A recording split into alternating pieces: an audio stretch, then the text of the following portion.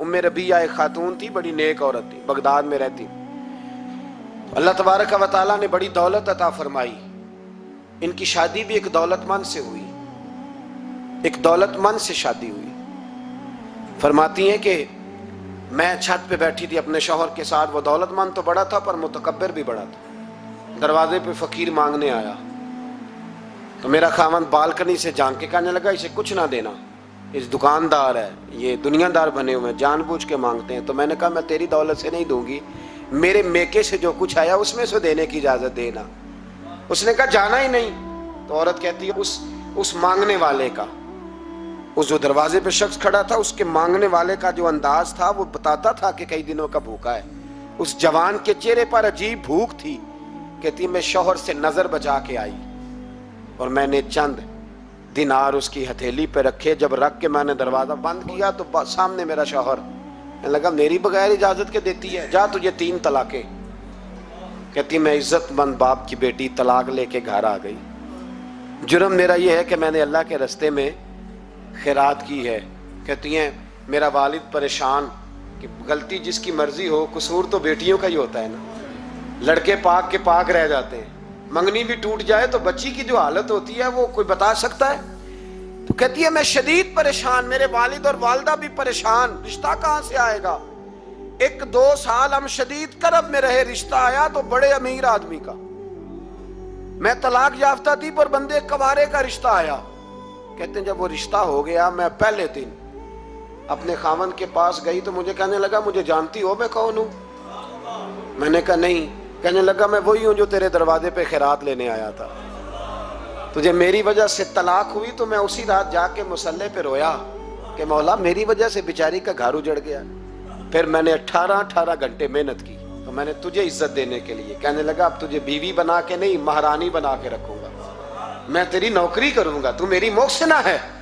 कहती है 1 साल गुजरा, मुझे अल्लाह ने बेटा भी दिया। मैं छत पे अपने शौहर के साथ बैठी, दरवाजे पे मांगने वाला आया तो मेरा शौहर सारे काम खुद करता था। आज जब मांगने वाला आया तो कहने लगा जब कोई मांगने आया तो तूने देने जाना है। कहती है मैं दरवाजे पे मांगने वाले को देने गई तो मेरी चीख निकल गई, मैं धड़ाम से गिरी। मेरा शौहर दौड़ा आया, क्या हुआ। कहने लगी पता है मांगने कौन आया, ये वही है जो मेरा पुराना शौहर था। बेपरवाही वेख सज्जन दी जिथे किसे दी पेश न जावे, उन्हें ताजा वाले दर दर रोले। ताजा वाले तख्तो ताज वाले, ताजा वाले दर दर रोले ते मंगते तख्त बिठावे। ओए सजना किसे नु घर आ मिलदा ही, कोई काबेओं खाली आवे। कहती हूं मेरे रबिया कि वो शख्स मेरे दरवाजे पे, मैं रोने लगी। दौलत का तकब्बुर करते हैं लोग। गरीब दरवाजे पे खड़ा है तो कहते हैं तुम कमाते नहीं, मुझसे भीख मांगने आ जाते हो। दौलत का तकब्बुर, खबरदार इस तकब्बुर में मुब्तला ना होना। लोग तो आप यकीन करें फतवे लेते फिरते हैं, कहते हैं ऐसे ही जनाब ज़कात तो उसकी बनती है जो टैक्स ना दे, ज़कात तो उसकी बनती है जिसके पास मुलाजम ना हो। तो ऐसे मौलवियों ने सुनो, हजरत मूसा के चचा का बेटा था कारून, हजरत मूसा की दुआ से दौलत मिली। इतना दौलतमंद हो गया कि खजानों की चाबियां 4 ऊंट उठाया करते। हजरत मूसा ने कहा कि 1000वां हिस्सा ज़कात फर्ज हुई है। कितना हिस्सा? 40वां नहीं, 1000वां हिस्सा तो ज़कात दे। कहने लगा देता हूं। घर जाके हिसाब किया तो परेशान हो गया, इतने पैसे देने पड़ेंगे। परेशान जब आते हैं तब नहीं परेशान होते, इतने आ गए मेरे पास, देने पड़े तो कहने लगा हो इतने पैसे। हजरत मूसा ने कहा दे, तो कहने लगा जनाबे मूसा वैसे महंगा नहीं पड़ा आपने रखा खर्चा। आप फरमाने लगे मेरा हुक्म नहीं, हुक्म मेरे 40वां नहीं था। कौन सा हिस्सा था बोलिए? मुसलमानों का कितना है? सारे सही देते हैं ज़कात? कहते मैं थोड़ी थोड़ी देता रहता हूं। मैं साल में मैंने थोड़ी थोड़ी बांट दी है, कुछ उनको दिया जो मुझे वोट देंगे, कुछ उनको दिया जो गाहे गाहे मेरे घर का कोई काम कर देंगे, मैंने बांट दी है। ये ज़कात दे रहा है कि सियासत कर रहा है तू? ये कौन सा तरीका है? ये कौन सी तबीयत है? मजमून भेजा एक दोस्त ने, एक बच्ची बड़ी मुश्किल से मैट्रिक उसने किया है, तो कोई अमीर आदमी उनके घर में पैसे दे गया इस रमज़ान में। हैदराबाद के करीब کسی گاؤں کی رہنے والی، تو بچی اگلے دن جا کے سارا کچھ ان کے گھر دے آئی ہے، سارا کچھ دے آئی ہے۔ کیوں؟ کہ وہ بچی کہتی ہے میں یتیم ہوں، میں 1.5 سال کی تھی اور میرا بھائی ابھی پیدا نہیں ہوا تھا جب میرا والد فوت ہو گیا، تو میرے چچا نے دھکے دے کے نکال دیا، میری ماں نے برتن دھو دھو کے ہمیں پالا اور میری ماں نے ہمیں پڑھایا، شدید محنت کی۔ تو کہتی ہے کل ایک دنیا دار آیا، اس نے کہا میں نے راشن دینا ہے، زبردستی ہمارے گھر آیا، غریبوں کو دینا ہے۔ کہتی ہے میری ماں نے کبھی ہمارے سامنے دکھ نہیں اپنا کھولا کہ میں بڑی غریب ہوں، میں نے جوانی تمہیں، لیکن کیا عجیب منظر ہے کہ اس نے ایک توڑا دیا راشن کا، تو سویرے جب میری اماں زور کے بعد کام کر کے آئی ہے تو رو رہی تھی۔ میں نے پوچھا اماں کیا ہوا؟ تو کہنے لگی بیٹے 4 اخباروں میں میری تصویر لگی ہے، 4 اخباروں میں۔ مجھے کیا پتا اس کے پاس کتنے موبائل تھے، کتنی تصویریں کھینچتا رہا۔ تو وہاں رکھ کے کہنے لگی چچا ہم نے بڑی راتیں بغیر پنکھے کے گزاری ہیں، کئی دن بغیر روٹی کھائے گزارے، پر ہم نے اپنا پردہ نہیں کھولا، تو ایک آٹے کا تھیلا دے کے ہمارا پردہ کھول گیا۔ 4 اخباروں میں رکھ اپنا سامان، اور سویرے اخبار میں یہ خبر بھی ضرور چھپوا دینا کہ وہ واپس کر گئے، یہ خبر بھی سویرے اخبار میں ضرور چھپوا دینا کہ وہ آٹے کا تھیلا وہ واپس کر گئے، یہ خبر چھپوا دینا۔ پھر وہ بچی اپنی ماں کی عزت کے لیے گئی اور جا کے پریس کلب میں اس نے 4 اخباروں کو کہا کہ میں آٹا واپس کر رہی ہوں، اب تمہاری ذمہ داری ہے کہ تم لوگوں کو بتاؤ کہ وہ تھیلا آٹے کا، شرم نہیں آتی؟ میں اجتماعی شادیوں کی مخالفت کرتا رہتا ہوں، دل کرتا ہے تمہارا کہ تمہاری بیٹی اور تمہارا داماد بٹھایا جائے اسٹیج پہ اور کہا جائے خیرات میں اس کی شادی ہو رہی ہے، اخباروں پہ تصویر آئے، کسی غریب کی بچی کی شادی کر دیا تو بورڈ لگوا دیا 30 اجتماعی شادیاں، وہ تماشا ہے؟ غریبوں کی بیٹیاں تماشا بنانے کے لیے ہیں؟ اگر کسی غریب کی بچی کی خدمت کر دیا تو اس طرح کر جس طرح حسین کے بیٹے امام زین العابدین کیا کرتے۔ امام زین العابدین، امام حسین کے بیٹے، جب دنیا سو جاتی تو سیدہ کا پوتا اپنے کندھے پر اناج کی تھیلی رکھ کے غریبوں کے دروازوں پہ دستک دینے پہنچ جاتا، غریب باہر نکل کے پوچھتے نام کیا ہے؟ کہنے لگے میرا نام نہ پوچھو، میری تو میرا دادا ڈیوٹی لگا گیا، میری تو میرا ابا ڈیوٹی لگا گیا، یہ تمہیں تمہارے حصے کا راشن ہے، اسے قبول کر لو۔ یہ ان لوگوں کا طریقہ تھا۔ یہ کیا انداز ہوا کہ 4 اخباروں میں خبر، عزتیں لوگ اچھالتے پھر۔ اس کو کہا قارون کو زکوٰۃ دے، کہنے لگا کوئی نہیں، بلکہ اس نے الزام لگایا۔ حضرت موسیٰ تقریر کر رہے تھے تو ایک بندہ لے کے آ گیا، اس کے پیچھے ایک عورت ہے، کہنے لگا موسیٰ خطبے بڑے دیتے ہو، پر ایک بی بی کہتی ہے کہ حضرت موسیٰ نے تو میرے ساتھ معاذ اللہ ثم معاذ اللہ، نقل کفر نہ باشد، موسیٰ نے تو میرے ساتھ زیادتی کی ہے۔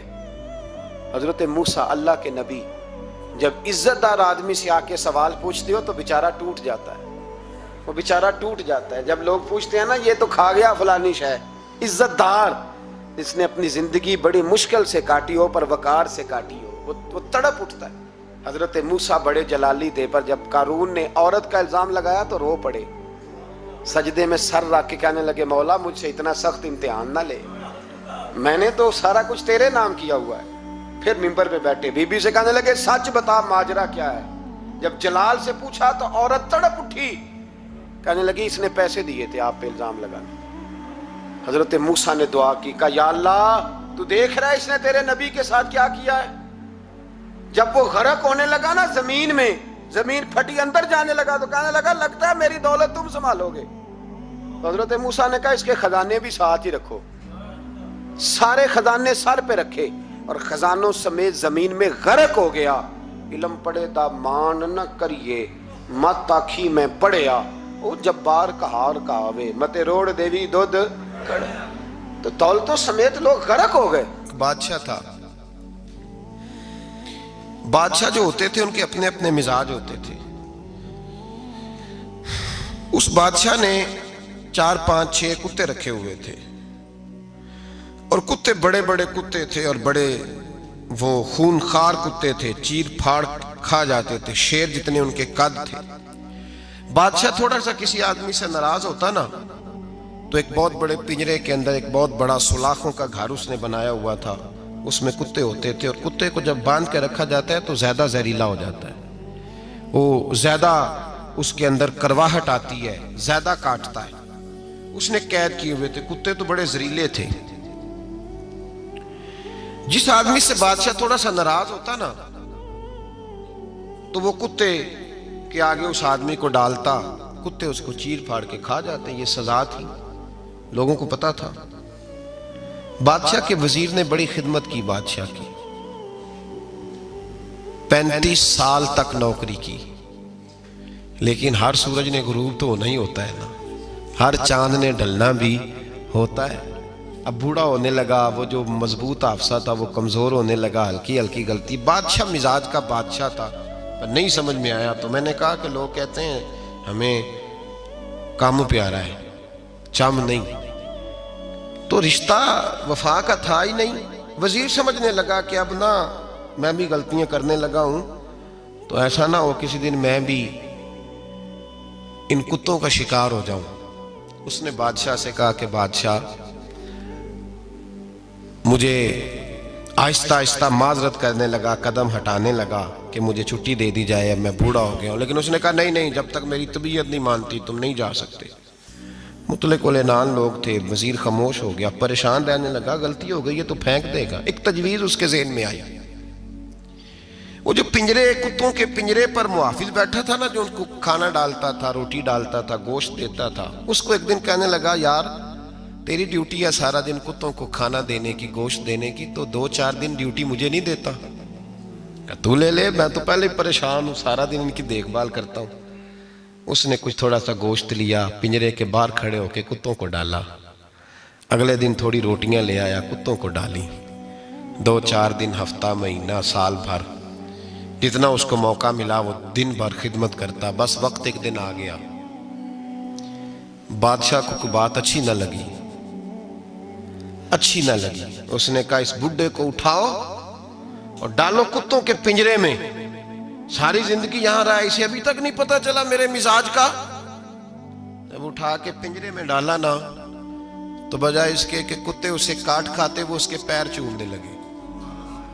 وہ پیر چومنے لگے، ہاتھ چومنے لگے، چاٹنے لگے. تو بادشاہ اب سامنے کھڑا تھا نظارہ دیکھنے کو کہ چیر پھاڑ کرتے تو خوش ہوا کرتا تھا، خونخوار درندے جیسی اس کی طبیعت ہو گئی. جب دیکھا وہ پیار کر رہے ہیں تو بادشاہ وزیر سے کہنے لگا یہ کیا ہے؟ تو وزیر رو پڑا، کہنے لگا تو سیاستدان تھا تو میں بھی سیاستدان تھا، ساری زندگی سیاست کی لیکن دنیا داروں کے ساتھ رہا تو انجام یہ ہوا کہ مجھے اس پنجرے میں ڈال دیا گیا. دیکھ تو بہت بڑا سیانہ تھا اور میں بھی سمجھدار تھا، وزیر رہا، لیکن ہمارا روح کا رشتہ نہ بن سکا. ارے ہم سے تو یہ کتے ہی اچھے نکلے. تیری 40-35 سال خدمت کی تو تو نے کتوں کے آگے ڈال دیا. انہیں تو چند مہینے روٹی ڈالی ہے، میرے وفادار ہو گئے.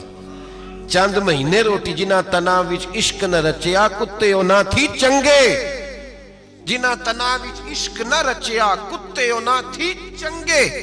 مالک دے کر راکھی کر دے صابر بھکھے ننگے. اور بابا بلے شاہ صاحب فرماتے ہیں تو راتی جاگے تے شیخ صدا میں، راتی جاگ دے کتے تے تیتھوں اتے مالک دا در مول نہ چھڑ دے. پاویں مارو 100 جتے تے تیتھوں اتے رکھا سکھا کھا. دنے جار رکھاں وچ ستے تیتھوں اتے ایک برکی دا قدر پچھانن. پاویں مالک ہون ستے، ایک برکی دا اوپر کھڑے ہو کے کام نہیں کرانا پڑتا کہ میں کھڑا رہوں گا تو کام صحیح ہوگا، جاؤں گا تو نہ.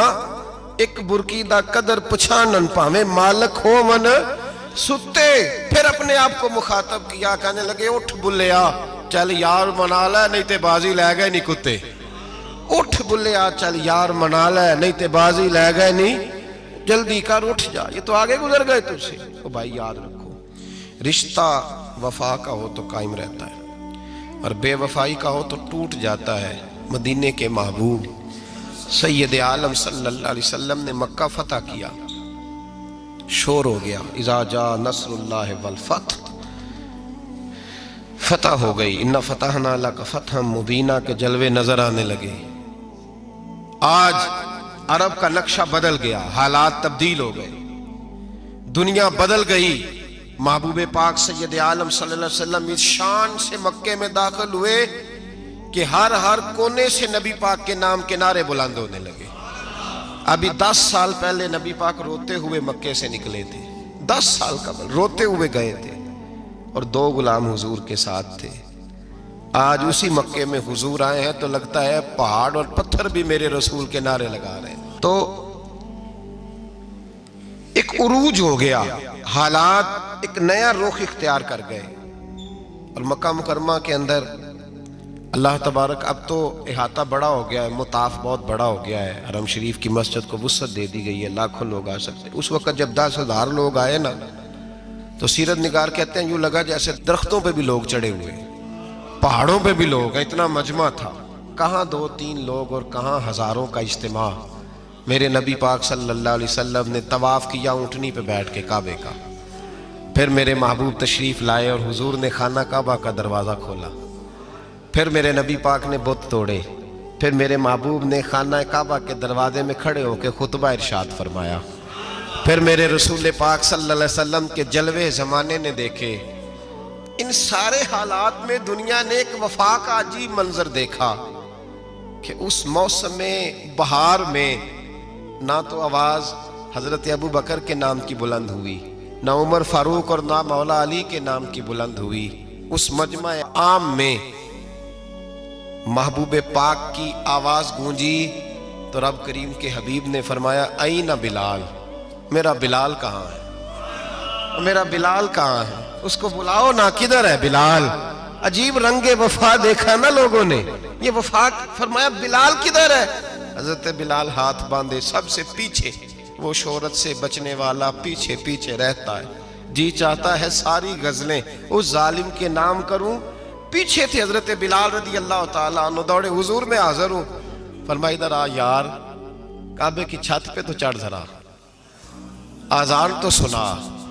ایک صحابی حضور کے کان میں بولے، اور یہ بھی حکمت الہی تھی کہ وہ بولے، حضرت بلال کی شان ظاہر ہونی تھی، کان میں کہا یا رسول اللہ کافر پہلے ہی مر گئے، پہلے ہی کوئی حال نہیں ان کا، آج تو بالکل ہی ختم ہو گئے حضور، آج آپ کا سکہ چل گیا ہے، بلال کے بڑے دشمن ہیں، بلال کو رہنے دیں، کوئی اور نہ آج اذان دے دے۔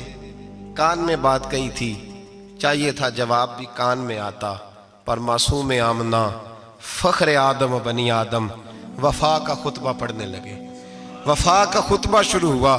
میرے حبیب علیہ السلام نے فرمایا، کان میں بات کی تھی، حضور کان میں جواب دیتے، لیکن حضور نے فرمایا چپ کر یار، تو نے عجیب بات چھیڑ دی ہے، جب مکے میں پتھر کھانے ہوں تو بلال، اور جب بدر میں تلواریں چمکے تو بلال، احد میں پتھر برسے تو بلال، اور گلے میں کس کے رسی باندھ کے سے مکے کی گلیوں میں گھسیٹا جائے تو بلال محمد محمد کہے، اور آج اللہ عزتیں دے تو کسی اور کو چڑھاؤں، فرمایا چپ کر کے سارے نیچے کھڑے رہو۔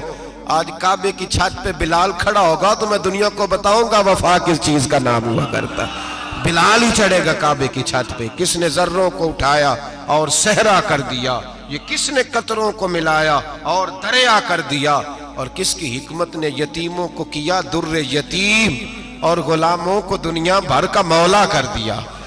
بھائی یاد رکھو، رشتہ جو وفا کا ہوتا ہے نا، اس کا بڑا رنگ ہوتا ہے، اس کا بڑا انداز ہوتا ہے، اس کے بڑے طریقے ہوتے ہیں۔ اگر حضرت حلیمہ غربتوں کے عالم میں میرے مصطفیٰ کو لے کے گئی تھی نا، تو معصوم آمنہ نے بھی تو سبق بڑا نرالا دیا نا امت کو۔ حضرت حلیمہ جب لے کے گئی تھی تو تب تو 3 لوگ تھے نا، کوئی دیکھنے والا نہیں تھا، 3-4 لوگوں میں لے کے گئی تھی۔ حلیمہ کہتی ہے جب میں نے رنگ دیکھا تو میں نے نرالا دیکھا ہے، مسجد بھری ہوئی تھی غلاموں سے، اور کریم رسول منبر پہ بیٹھے تھے، سادی سی بی بی جس کے لیے کبھی کوئی اٹھ کے کھڑا نہیں ہوا تھا، کوئی بھی، لباس بھی پرانا اور میلا تھا، کہتی ہیں جب میں نے مسجد میں قدم رکھا تو وہ والے نعرے لگے جو فرشتوں نے بھی دروازے کھول کھول کے دیکھے کہ کسی کے نعرے لگ رہے ہیں، اور جناب حلیمہ کہتی ہیں کسی نے ایسا کبھی استقبال نہ دیکھا ہوگا، حضور اٹھے گویا اللہ کی ساری رحمتیں اٹھ کے کھڑی ہو گئیں، اور پھر مصطفیٰ کریم نے بچھائی جب چادر، اور حضرت حلیمہ سعدیہ رضی اللہ تعالیٰ عنہ بیٹھی، اور حضور التحیات کی حالت میں سامنے بیٹھو تو لوگوں کو پتا چلا جو وفا کا رشتہ ہوتا ہے اس کا رنگ ذرا نرالا ہوا کرتا ہے، اس کا انداز ذرا انوکھا ہوا کرتا ہے۔ بھائی رشتہ وفا کا، رشتہ خلوص کا، لالچ کا رشتہ اگر آپ نے کمپنی والے کی اس لیے دعوت کی ہے نا کہ وہ آپ کو مال صحیح دے گا، تو بھائی وہ بھی اس لیے آیا ہے کہ آپ اس کا مال زیادہ بیچیں گے۔ اگر آپ کسی رشتہ دار کے ساتھ اس لیے تعلق رکھتے ہیں نا کہ اس کے پاس پیسے زیادہ ہیں، تو وہ بھی اس لیے آپ کے ساتھ تعلق زیادہ رکھے گا کہ کبھی کبھی چلو گاڑی چلا لے گا، کبھی کبھی میرے کسی کام آ جائے گا۔ یہاں خلوص دیکھو، یہاں اگر آپ کے ہاں خلوص ہے تو پھر سامنے بھی آپ کو بڑا خلوص ملے گا۔ دنیا میں وفا ختم نہیں ہوئی، پر ہم نے وفا کا رشتہ ہی نہیں بنایا، ہم نے تعلق ہی نہیں بنایا، وفا کا تعلق ہی نہیں بنایا۔ میرے شیخ سے کسی نے پوچھا تو حضور آپ ہاتھوں میں ہاتھ لے کے بیعت کرتے ہیں؟ تو آپ فرمانے لگے وہ تو ادا ہے نا، وہ سنت ہے، لیے تو ہاتھوں میں ہاتھ ہی ہوتے ہیں، لیکن فرمایا جب کسی کو سامنے بٹھاتے ہیں تو اصل بات یہ ہوتی ہے کہ ہم دلوں میں دل لے کے بیعت کر رہے ہیں، ہم دلوں کو دلوں سے باندھ رہے ہیں، اور یہ وہ رشتہ ہے جو قبر کی دیوار کے اندر جا کے بھی دوبارہ کھلتا نہیں، یہ قائم ہی رہتا ہے۔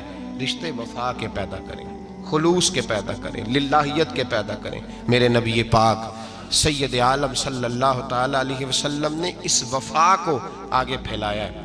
زندگی میں کبھی بھی کسی شخص کے ساتھ بھی تعلق لالچ کا نہ بنائیں، ورنہ آپ ٹوٹ کے بکھر جائیں گے، سامنے والے کا کچھ نہیں بگڑے گا، آپ ٹوٹ کے بکھریں گے، اور رزلٹ کی امید کبھی نہ رکھیں۔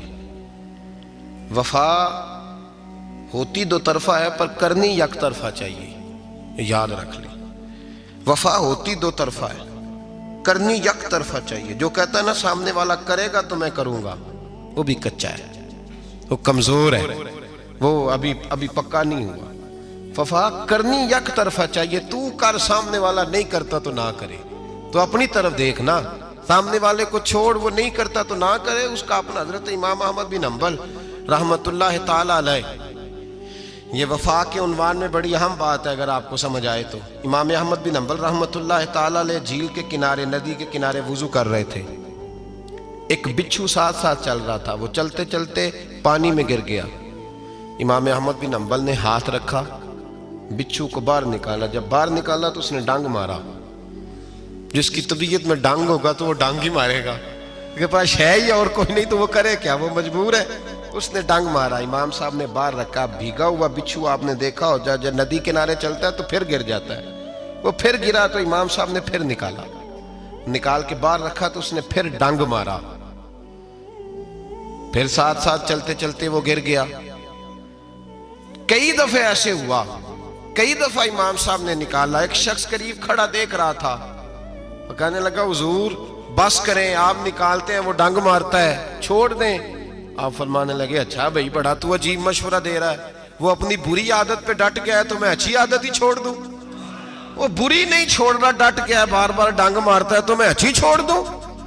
آپ اپنی طرف دیکھیں گے، ہماری طرف سے کوئی کمی نہیں آنی چاہیے، سامنے والا جانے، اس کا کام جانے۔ وفا کا رشتہ مضبوط رکھیں، دوستی کا تعلق مضبوط۔ میاں صاحب نے کہا چنگی مندی سجنا کولوں 100 واری ہو جاندی، کنی واری؟ پکی گل ہے نا جی، کنی واری؟ میاں صاحب نے کہا ہے 100 واری، ہم تو ایک واری بھی معافی دینے کو تیار نہیں۔ چنگی مندی سجنا کولوں، ایسے نہیں آنے جانے والے سے نہیں، اس کے معاملے میں تو ہم خوددار ہیں نا، ہر ایک سے نہیں سنتے، وہاں تو ہم خوددار ہیں۔ سجنا کولوں چنگی مندی سجنا کولوں 100 واری ہو جاندی، یار یاراں دا گلا نہیں کر دے اصل پریت جنہ دی۔ اور پھر یہ بھی کہتے ہیں پانی پرن سہیلیاں رنگا رنگ کڑے، اسی پریا اس دا جانیے جس دا توڑ چڑھے، پریا اس دا جانیے جس دا، یاد رکھ لیں، پریا اس دا جانیے جس دا۔